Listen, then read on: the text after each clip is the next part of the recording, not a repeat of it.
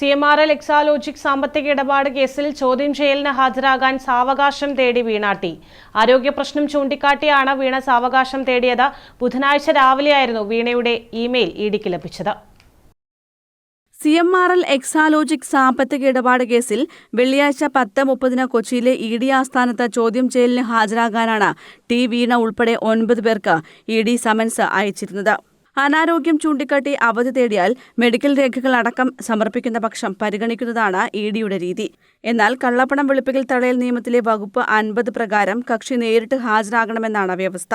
ഒരു ദിവസം അവധി നൽകിയാലും പിന്നീട് ഹാജരാകേണ്ടി വരും. ഈ വകുപ്പ് പ്രകാരം സമൻസ് നൽകിയാൽ ഇഡി ആവശ്യപ്പെടുന്ന രേഖകൾ ഹാജരാക്കേണ്ടി വരും. ഒരു സിവിൽ കോടതി നൽകുന്ന സമൻസിന് തുല്യമാണ് ഇത്.